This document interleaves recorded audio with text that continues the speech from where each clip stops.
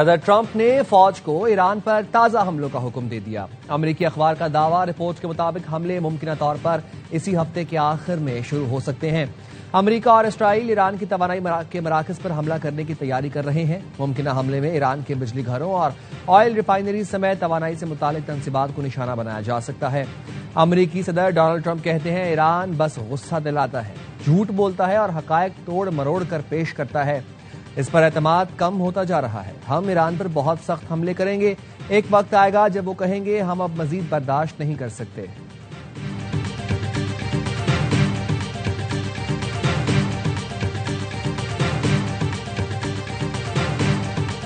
Iran ने भी Israel और अमेरिकी तवानाई तंसीबात को निशाना बनाने की तैयारी का दावा कर दिया। ईरानी सरकारी मीडिया के मुताबिक ईरानी फौज के अहदेदार ने कहा, अमेरिका या इसराइल की जानिब से हमला किया गया तो ईरान जवाबी कार्रवाई के लिए तैयार है। ईरान की सुप्रीम नेशनल सिक्योरिटी काउंसिल के सेक्रेटरी ने खबरदार किया, अमेरिकी हमले जारी रहे तो आबनाए हुर्मुज पर पाबंदी मजीद सख्त कर देंगे।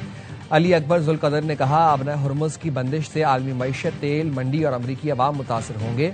अमेरिकी वोटर्स नाकाबंदी की कीमत अदा करेंगे। तेहरान ने अमेरिका के मुमकिना हमलों के जवाब के लिए वसी मंसूबा तैयार कर रखा है।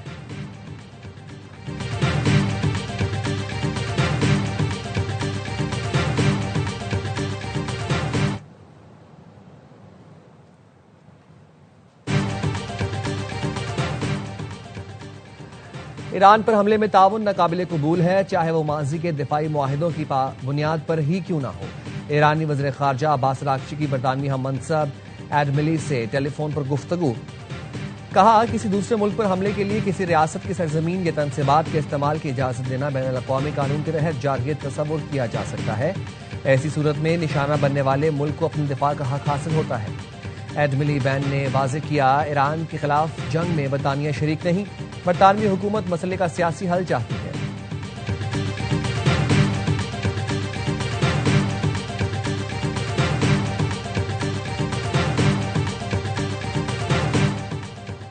ओमान के करीब ऑयल टैंकर पर हमला। यूके मैरीटाइम ट्रेड ऑपरेशंस के मुताबिक ऑयल टैंकरों को नामालूम समत से प्रोजेक्टाइल से निशाना बनाया गया।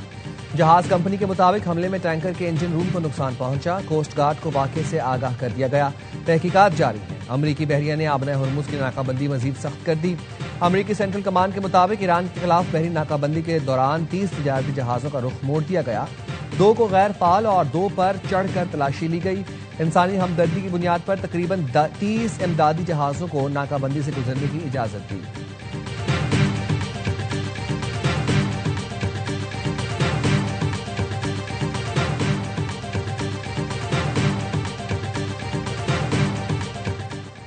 ईरान जंग से आलमी अदम इस्तेहकाम में इजाफा हो रहा है। सेक्रेटरी जनरल अक़वाम मुत्तहिदा कहते हैं, जंग के नताइज तबाहकुन साबित होंगे। इस तनाज़े ने तवानाई की मंडियों को मुतासर किया है, खुराक और खाद की कीमतों में इजाफा किया है और आलमी सप्लाई चेन्स भी दबाव बढ़ाया है। उन्होंने आलमी बरादरी पर जोर दिया, कशीदगी में कमी और अमन के क़याम के लिए फौरी और मौसर इक़दाम किए जाएं।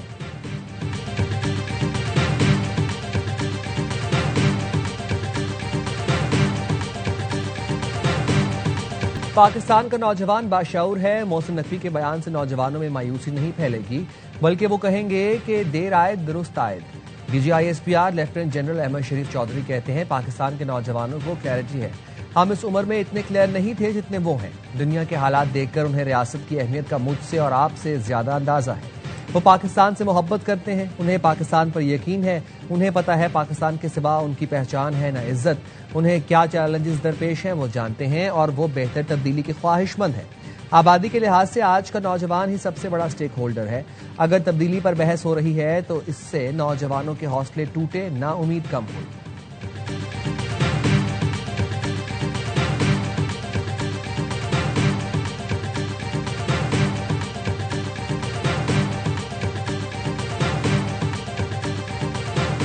नए सूबों का फैसला अवामी उमंगों के मुताबिक होगा। 1972 में आबादी 7 करोड़ और 4 सूबे थे। आज आबादी 25 करोड़ हो चुकी। आबादी 3 से 4 गुना बढ़ गई और वही 4 सूबे हैं। DGISPR की press conference lieutenant general Ahmed Sharif Chaudhry ने कहा, गवर्नेंस का अमल जमूत का शिकार नहीं रह सकता। वक्त के साथ टेक्नोलॉजी, आबादी और रियासती जरूरियात में तब्दीली आती रहती है। अवाम की ख्वाहिशात ही सबसे अहम है। मुल्क को दरपेश मुताबिद मसाइल का हल मौसर हुक्मरानी और बेहतर इंतजामी निज़ाम से जुड़ा हुआ है। पाकिस्तान की सिक्योरिटी के लिए गुड गवर्नेंस इंतहाई अहम है। देखना पड़ेगा कि मौजूदा इंतजामी ढांचा गुड गवर्नेंस की जरूरियात पूरी कर रहा है या नहीं। मसाइल हल नहीं हो रहे, इसका मतलब है अच्छी हुक्मरानी के लिए कुछ करना पड़ेगा। गुड गवर्नेंस के लिए अगर इंतजामी तब्दीली की जरूरत हो तो उसे हो जाना चाहिए और उसे होने दें। फैसले सियासी जमातों, मुंतखब क़यादत और जमहूरी अमल के जरिए होने चाहिए। काबिल एहतराम सियासतदानों समेत तमाम पार्टियों की ख्वाहिश है मसाइल हल हों। बेहतर तर्ज हुक्मरानी की जरूरत है और हम बरसों से इसकी निशानदही कर रहे हैं। पाकिस्तान को बेहतर इंतजामी निज़ाम की जानिब बढ़ना होगा।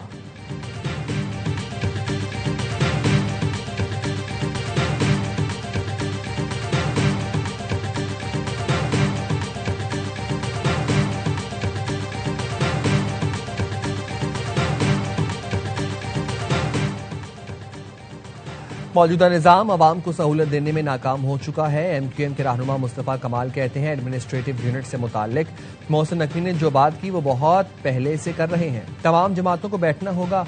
वफाकी वज़ीर अलीम खान का एक्स पर बयान, कहा बढ़ती आबादी के दबाव के पेश नज़र सूबों में इंतजामी बुनियादों पर तकसीम नागुज़ीर है। नए इंतजामी यूनिट से अवाम के मसाइल उनकी दहलीज पर हल हो सकेंगे। वज़ीर दाखिला मोहसिन नकवी के बयानात इंतजामी इस्लाहात से मुतालिक पेशरफ्त साबित हो सकते हैं। वज़ीर आला सिंध ने नए सूबों की तजवीज़ घिसी पिटी करार दे दी। कहा मोहसिन नकवी के बयान का इशारा किस तरफ है मुझे पता नहीं। वफाक में मुस्लिम लीग नून की हुकूमत है, शायद इशारा इस तरफ है। सिंध के लोग मोहसिन नकवी की इस तजवीज़ को कभी कबूल नहीं करेंगे। नौजवान मुल्क का मुस्तकबिल है, कॉकरोच नहीं।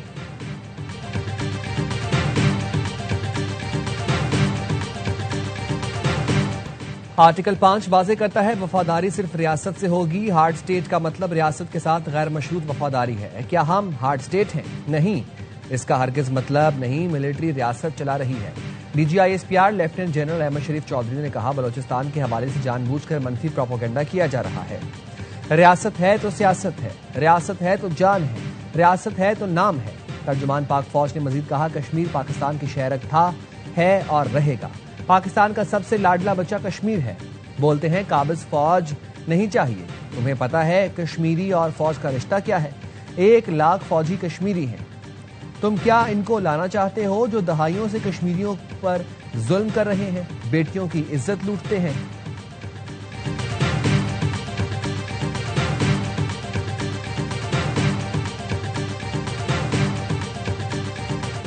मुनासिब नहीं है कि आप वजीर आजम फॉर्म 47 का है। वो सदर ने जो वोट लिए हैं वो किस फॉर्म के थे? एक दूसरे बरखुरदार हैं। वो फरमा रहे थे ये सिस्टम जो है ये बस अब खत्म हो चुका है। ओ भाई, इस सिस्टम में तुमने 30 साल का सफर 3.5 साल में तुम कहां से चले हो और कहां पहुंचे? वज़ीर आज़म अगर फॉर्म 47 का है तो बताएं सदर मुमलिकत ने जो वोट लिए वो किस फॉर्म के थे? राना सनाउल्लाह कहते हैं अगर ये सिस्टम फेल हो गया है तो फिर ये कहने वाले बताएं कि उन्होंने 30 साल का सफर 3 साल में कैसे कर लिया। वज़ीर आज़म 18 घंटे काम कर रहे हैं इसलिए मुल्क डिफॉल्ट से बचा। आज दुनिया पाकिस्तान के साथ खड़ी है। हमें कॉकरोच से ना डराया जाए, हम उन्हें संभाले हुए हैं। कि कॉकरोच कहते हैं चोर दरवाजों को बंद किया जाए।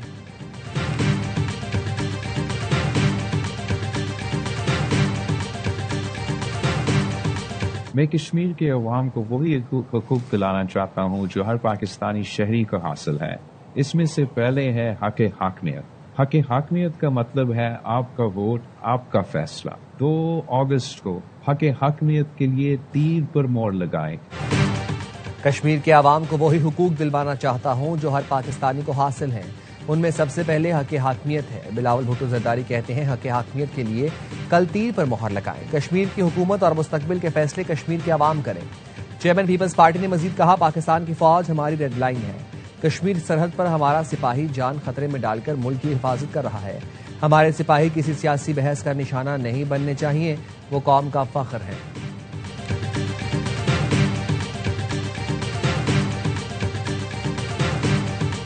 मैंने जितने भी बयानात दिए हैं पिछले 2-3 महीने में कश्मीर के रेफरेंस में या कश्मीर के कॉन्टेक्स्ट में या कश्मीर के कुछ जदोजहद है उसके हवाले से या इस सिलेक्शन के हवाले से, मैं आज भी उस पर खड़ा हूं। ये लोग जो कहते हैं कि आपकी सीटें खत्म की जाएं, वो इस तरह के जमे गफीर से डरते हैं। मुल्क की सियासी तारीख में नया बाब शुरू हो रहा है। वज़ीर दिफा ख्वाजा आसिफ का सियालकोट में कारकुनों से खिताब। कहा कश्मीर के हवाले से जितने भी बयानात दिए हैं आज भी उस पर कायम हूं। वाज़ेह करना चाहता हूं, अपने बयानात पर आज भी खड़ा हूं। मैंने कहा था मुहाजिरीन की सीटें खत्म नहीं होंगी। मुहाजिरीन ने कुर्बानियां दी, उनके प्यारे शहीद हुए। 60 साल से बैरून मुल्क बैठे लोग कहते हैं मुहाजिरीन की सीटें खत्म कर दो। मकबूजा कश्मीर में कश्मीरी पाकिस्तानी परचम बुलंद करके पाकिस्तान जिंदाबाद का नारा लगा रहे हैं। नून लीग आज़ाद कश्मीर में हुकूमत बनाएगी। कश्मीर कॉज को तक़वियत मिलनी चाहिए, उसे कमजोर नहीं होने देंगे।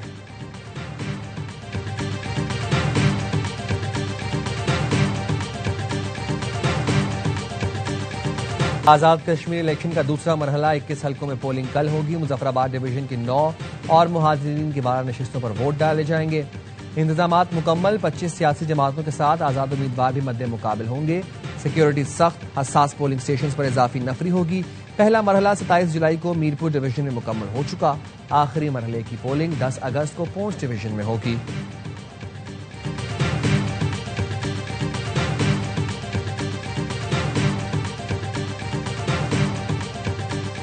हमास के हकीकी मानों में हथियार डालने तक गाजा में अपनी पोजीशंस नहीं छोड़ेंगे। इस्राएली अहदेदार ने धमकी दे दी। हमास का कहना है भारी हथियार इसी सूरत हवाले करेंगे जब गाजा में इस्राएली जारहियत खत्म होगी और इस्राएल तमाम अफवाज वापस बुलाएगा।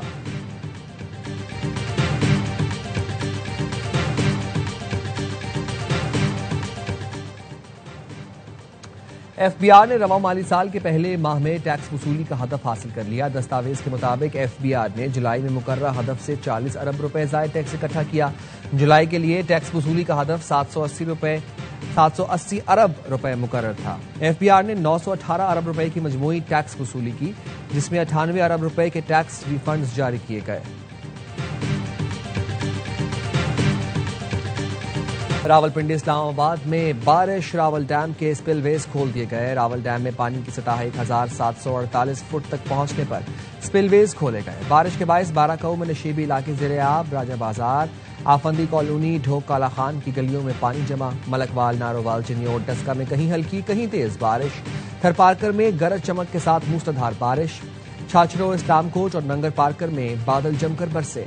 इस्लामकोट में आसमानी बिजली गिरने से बाप बेटे समेत 3 अफराद जान से गए, 3 जख्मी हुए।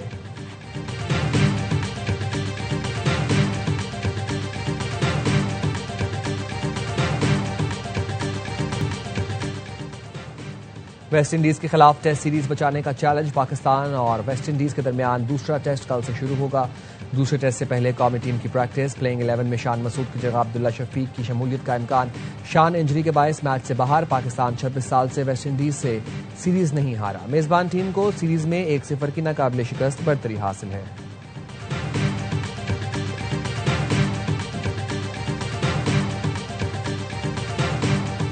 जिंदगी में मेरी जान, अगर आजमाइश और गुमराही ना आए तो नेक और बद का पता कैसे चले।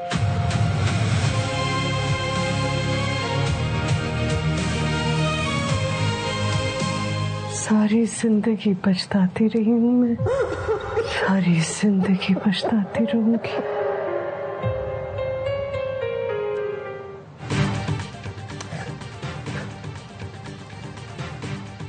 खत्म होने के करीब थ्रीज एंटरटेनमेंट का मेगा ड्रामा दर निजात आ रहा है। आज रात 8 बजे सिर्फ एयरवाइड डिजिटल पर।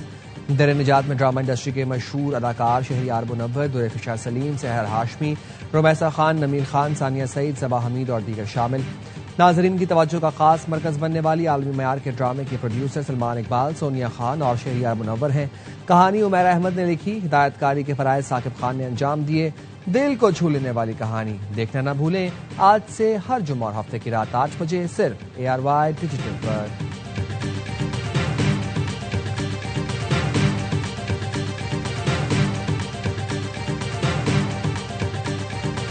और एयरवाइड फिल्म, सलमान इकबाल फिल्म्स और बिग बैंग फिल्म्स की पेशकश आग लगे बस्ती में ने दुनिया भर के बॉक्स ऑफिस पर 101 करोड़ रुपए का तारीखी संगे मील अबूर कर लिया।